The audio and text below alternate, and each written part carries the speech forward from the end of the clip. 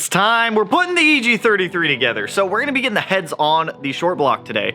Now, I've been looking through some documentation in the past like 20-25 minutes, and there's not a real clear explanation on how to actually put these heads on properly. Outfront Motors did send me a little like pamphlet documentation piece, and quote unquote, this is what it says: we suggest using the same torque sequence as stock, and the torque amount is still uncharted territory. What do you mean the torque amount is uncharted territory? But we would suggest 120 pounds on the outside studs and 130 pounds on the inside studs. Now, that's just torque sequence. Next up, have you ever seen head studs that come with ball bearings? Because these definitely do. Now, the ball bearings are there because on the outermost head studs, they may protrude out a little too far and they can hit the cam gears. So what they said they suggest doing is doing a dry run before actually installing anything with the outside head studs in place. This way we can see and then set the cams in there. So this way we can see if the cams are going to hit the head studs. If they are going to hit the head studs, or if the head stud is too deep, then we put the ball bearing in. So I don't know. I don't quite know what I'm doing here, but we're gonna figure it out. I don't know. So here's what we're working with over here. Here's the little documentation from out front going over things, talking about the head studs. These are 1/2 inch ARP 2000 head studs, essentially. They're out front's version of them. Here's the ball bearings that come with the head studs. We have 1 head, 2 head. We have our head gaskets. These are Cometic. What are these? 0.5 or 0.051 MLS head gaskets. These should work just fine. And then we have our engine over here. So let's get this guy pulled off of that. Let's get the engine rotated onto its side. We're gonna clean off this mating surface with a rag. We're gonna spray some brake clean onto the rag, clean it off, get the head gasket on there, and then we're gonna start doing a dry run with these head studs on the outermost head stud portion, just so that way we can test fit all of this to make sure it's going to fit and we're not going to be smacking the cams. Actually, I need to take the cams out of those real quick. Give me a sec.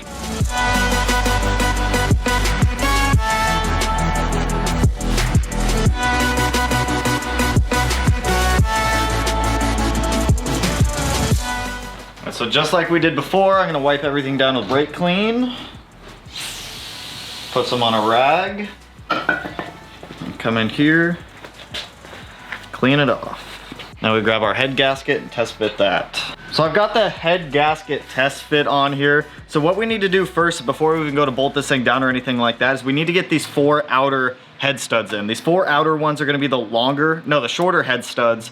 The center ones are gonna be the longer, because we have 8 head studs on this one versus having 6 on an EJ. So we're just gonna get the head set on here. These ones in here, we're gonna temporarily put on the hardware, get the cam gear set in. If it looks like this head stud is sitting in too deep, that's when we're gonna drop a ball bearing down in there, which kind of sketches me out, and then put the head stud in. So let me grab the head and test put the head on here. Get your motor. Yeah, we're set on there. So we need the shorter ones for the outside. Ooh, that's a nice satisfying clunk. I've never had to shim head studs before. That's the weirdest thing. Oh yeah, baby. Yeah, I could see where that would get close to the cam itself, or the cam gear. It's weird that these use internal cam gears. It still weirds me out for some reason. So we're just doing the studs hand tight, by the way, if anyone's curious. Whenever you do head studs, you don't need to like hardcore torque these down or anything. Just go hand tight.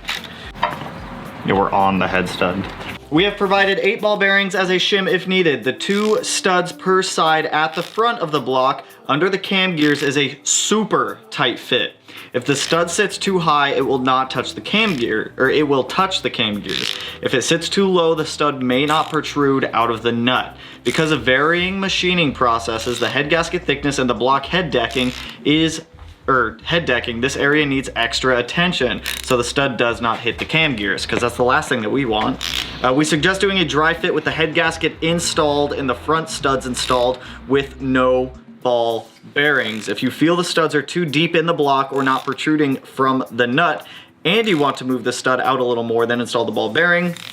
Then grind off re-grind off a tad at the bottom of the stud until you are in a sweet spot.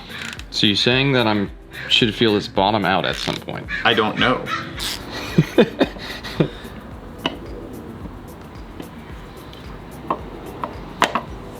I can't tell. Oh God, do you have to clearance the head? I can't tell. We're not hitting it. We're not hitting it. You can see right down through here. Clearance, it's below this. As long as it's below this, we're solid. That one, we need to get down there more. So the whole so with head studs on this, pretty easy. Back one's no problem, back one's no problem, 4 center one's no problem. These front 4 are the problematic ones because we have cam gears that sit in here. Well, they're internal cam gears. I guess this car has 6 cam gears now that I think about it. Cam gears. Yeah. So we're trying to get the head studs beneath that divot because that's obviously where the cam gear spins. This one's still going right there. It's got a little bit farther to go in there. Once those are clearance, the whole reason they give you ball bearings is because if those sit too deep, then we might have to put ball bearings in there to help raise up the head studs a little bit. If they're sitting too high, then we might have to actually grind down the backside of the head stud on that little machined off portion, which you can't even see because it's in a tube. So we're gonna keep chugging along on this. We'll get all the head studs in. Once the head stud, we technically don't, actually we do need to take the head back off. I have to clean the other side. Yeah. So once we get these 4 head studs in, we'll pull the head back off. I'll clean the other side of it. We'll get it back on here, get the remaining 4 head studs in here. Dear God, what was that? I broke this. Where? Is it in there? This. Where's the other piece? No, I just bent it. Oh my God, you scared me. So we'll get the rest of these torqued down in here and then get the cam gears in.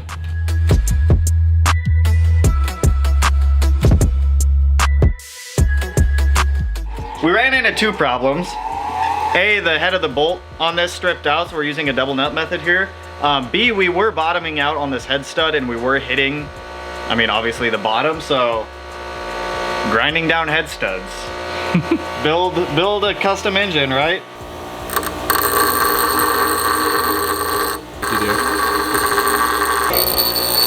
In the playlist, so you wanna build a race car. Won't you come outside and play? I think I gotta grind it down more because that right there is hand tight. Like if I were to do this, I would say nothing we're doing right now is hand tight. My Ugga Dugga right there is hand tight. All right, back to grinding this more. So I've ground down the head stud about as much as I can at this point. Honestly, we should be solid now. I think that's it, boys. I think that's it. Let me level the engine. Boys, I think we're good. Actually, I'm gonna clean the head real quick because if it fits, we're just gonna send it and keep going. So I'm putting a small dab of assembly lube on the head of these ARP head studs, and then I'm gonna set the cam gear in there, and that way, if the cam gear gets red assembly lube on it, I know the head stud needs to go down more. God, dude, this is nothing like doing it on an EJ. So we'll set our cam gear right in here. Let me pull out the cam gear, see if there's assembly lube on it. No assembly lube. We clear. Perfect. Man, y'all want to talk about stressful? Try grinding your head studs down. That's stressful right there. But hey, I mean, it worked out, which is really all that matters here. So, both of those clear. I'm gonna go ahead and get the center 4 head studs in. We'll get those in there, and then we'll start torquing this head down to the short block.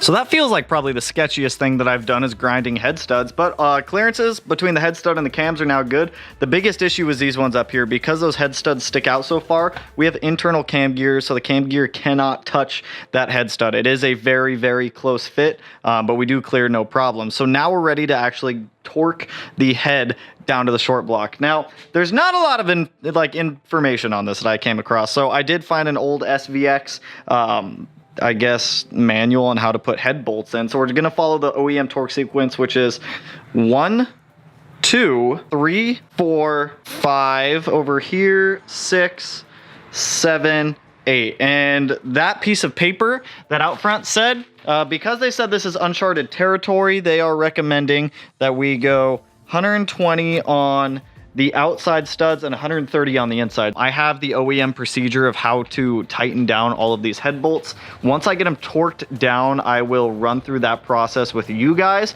But this is a learning experience for me also because this is not an EJ, even though it kind of looks like it from like this portion back. Let me knock this out real quick. We are gonna put ARP fastener lube on the washers and the actual like bolts themselves, just so that way we get the proper torque settings. So let me grab 8 of these. Let me grab 8 washers, and luckily we didn't have to use any of these balls either, which is kind of nice. So let me grab 8 washers. Let's get this thing torqued down.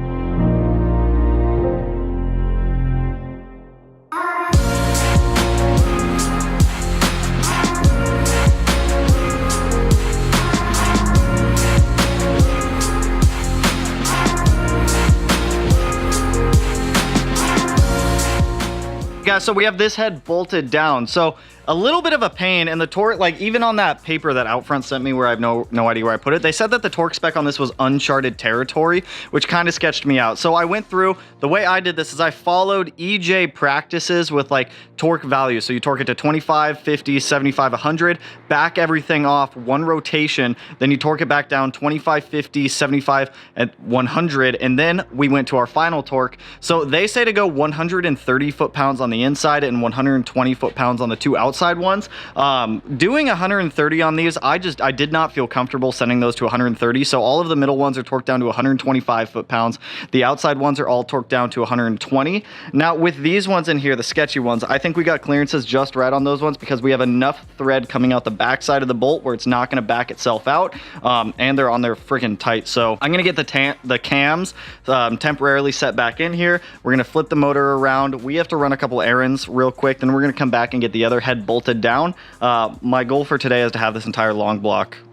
Well, it's to make a long block to have the heads on it. So let me get the cams put back in here, and then we'll get started on the other side. All right, so we're about an hour and a half in the future. So this head, totally good to go. Check it out, check it out, check it out. So I learned some stuff here when putting this thing back on. All I did was get the cams put back in, but there's some learning stuff. Let me show you. I'm gonna be honest, it looks like just an inline 3 when it's set up like this. It's really weird. So let me pop this guy off. By the way, the valve cover looks absolutely beautiful on this motor.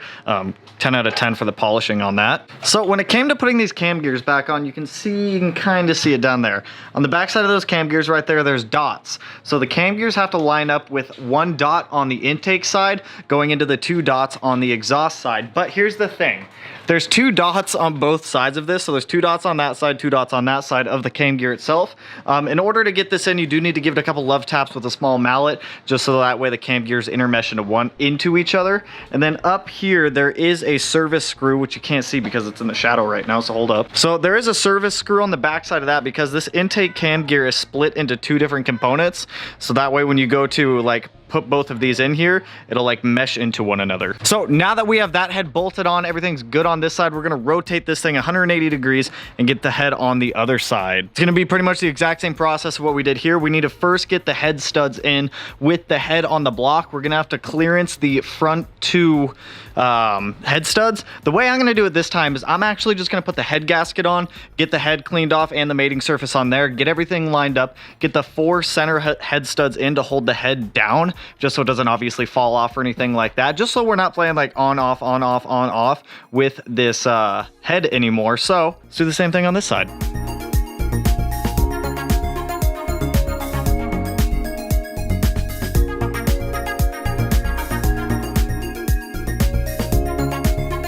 Okay, so here now lies the problem. We have all of our head studs in here, but this one up front, it's just too tall. It's sitting too high. So what we need to do is we need to grind that thing down probably as much as we can. We had the same problem on the other side down there. We just need to grind it down, but you don't want to grind it down too much because if you grind it down too much, then you're not going to have enough thread that the actual nut is going to hold onto on that thing, because we need that head stud to sit below this groove right here so that way our cam gear clears it. This side's a little bit better, but we are going to have to grind that one down a little bit too. So I'm going to do this one at a time. We're going to bring that one back to the grinder back there. We're going to grind it down probably about 1/4 of an inch. There's a little bit of extra on the bottom that we can grind off. So we're going to grind that one down, put it back in, test fit. We'll put the cam in there. We'll put a little bit of assembly lube on the face of that. Put the cam in there. If it touches, then we're going to have to pull it out, do it again, regrind, put it back in. We're going to do the same thing with that front one up there. So aside from that though, the rest of these head studs are all in and ready to be torqued down. We just need to take care of this part first.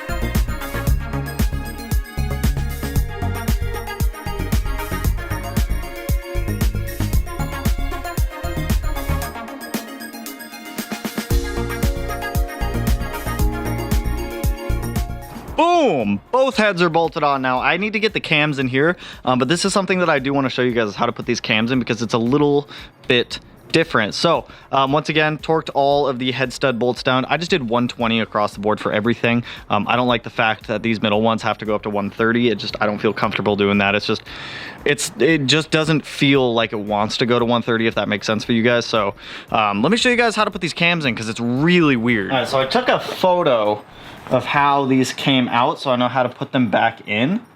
So let me pull up my photo. So on the back side of the cam gears, there's a dot, and the dot indicates where the internal gears need to line up. It's funky, it's really weird. And then the exhaust cam, the lobes face out and away. So those two dots line up with the one dot, and then sit right in there. Now here's the weird part, I need a mallet. So these internal gears mesh together, so you need to like give her some love taps to like get them to line up. It's funky. And then it just like drops right in place. It's the weirdest thing. So there's a bolt up here, which is the service screw, which holds the two splined gears together up here. You don't take that out until you actually have timing set, everything bolted down, because that gear compresses on itself because this one has to slide in the way it does. There might be an easier way to do this, I don't know, but it's the best way that I found to do it so far. Like, this is still uncharted territory for me, but we're learning. We're learning as we go, nothing wrong with that. So let's get our cam caps put on here, so that way we can turn the motor back on its side and see how this thing looks. Now we grab the front cam cap. Cam cap! Woo! Cam cap. Cam cap. This is a cam cap. It's the cap to our cam.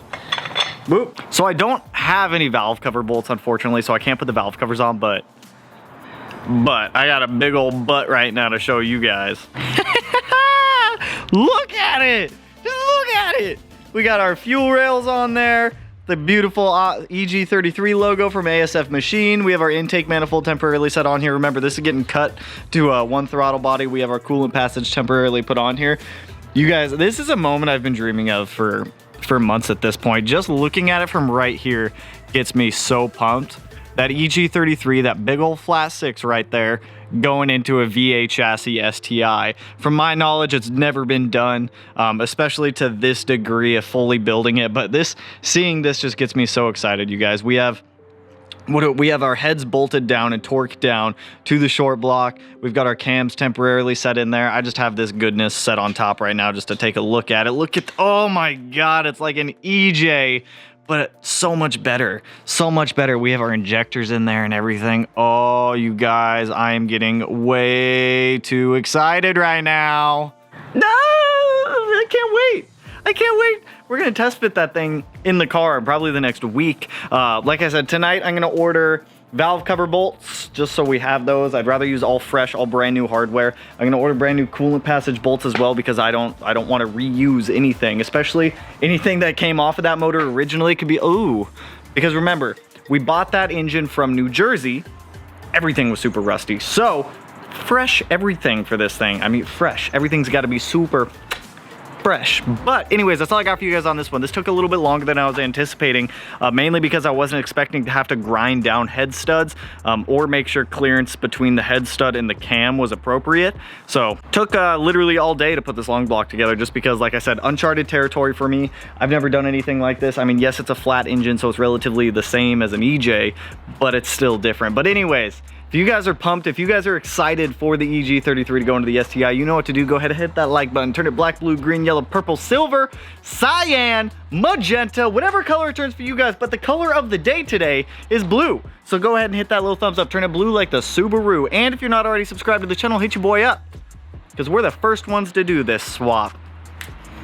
And with that, I will catch you guys in the next one, because we're going to be doing some more work on that motor back there to get it ready to go in that car.